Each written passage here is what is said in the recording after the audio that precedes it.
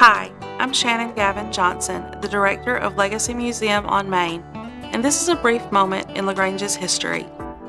Carl Benz filed for a patent on the first automobile on January 29, 1886. By July of that year, newspapers reported public road sightings of the car, and it was not much longer before the Atlanta Journal-Constitution described them as tearing along the street at a lively rate, dodging people and teams. Like railroads, trolleys, buggies, horses, and ships, automobiles are at times responsible for death. In 1913, more than 4,000 people died in car accidents. By the 1930s, more than 30,000 people died every year. The most horrifying tragedies were the number of children struck and killed by automobiles as they played in the streets, many times in front of their own homes. In the 1920s, 60% of automobile fatalities nationwide were children under age 9. Mothers, often with their children in tow, began to protest. Created in 1913, the National Safety Council aimed to curb the nuisance and the danger, and compiled accident statistics and held conferences in an effort to increase public awareness on careful driving.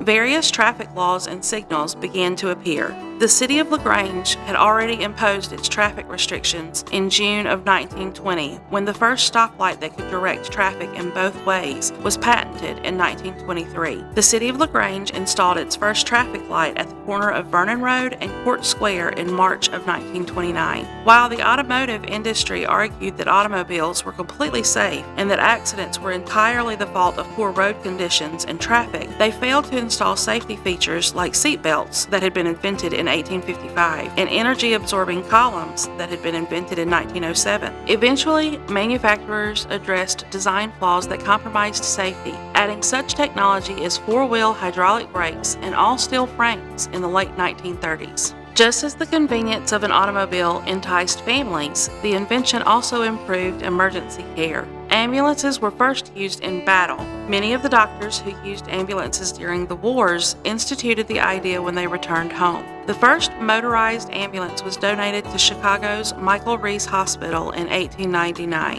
In 1920, Dr. H.W. Terrell of LaGrange circulated a petition to establish an ambulance service here in town. Representatives from the city of LaGrange, Dunson Hospital, and the Mission Hospital formed a committee to purchase and manage the ambulance service. Realizing the urgent need of an ambulance in LaGrange for transporting the sick and injured to and from our hospitals, and knowing the depleted condition of our city treasurer, we, the citizens of LaGrange, agreed to give funds. The ambulance service was established by subscription. Funeral homes' hearses often doubled as both a hearse and an ambulance. In 1932, Hammock Groover Morticians purchased a custom-built ambulance from Sears. The vehicle was finished in black and striped in white, and like a gliding bedroom, with all the comforts of your own home, plus the assurance of careful, expert attention and safe conveyance to your destination. In 1947, emergency care improved with legislation requiring ambulances to be equipped with basic medical supplies and trained personnel. Equipped with the latest technology in first aid and oxygen, a new Henny Packard was purchased by Maddox Funeral Home in 1953. The vehicle included a radio for the enjoyment of the convalescent patients. After complaints about excessive speed of the ambulances, the LaGrange Daily News announced that local funeral homes would no longer operate their ambulance services in 1962. After that date, the city would require ambulance services to comply with all traffic laws. Funeral homes were furious. "You forced us," was the proclamation the funeral homes gave when announcing the end of their services. The city council eventually negotiated their commitment to enforcing traffic laws upon the ambulances, as there was no alternative ambulance service within the city limits. Just 4 years later, in October 1966, Hunter Allen Myhan Funeral Home and Maddox Funeral Home announced they would no longer provide ambulance services due to the cost. The citizens of LaGrange did not go long without this critical service, though. In November 1966, Snyder's Ambulance Service of Montgomery, Alabama began operations here in LaGrange. The cost of a routine call was $15 and $20 for an emergency call. An additional 50 cents per mile was charged for calls outside of the city limits. Additional legislation was written in 1969 and 1973 to establish federal guidelines for ambulances used by communities receiving federal funding for their EMS systems. Today, there are more than 75,000 ambulances in operation in the United States. To learn more about emergency services in LaGrange,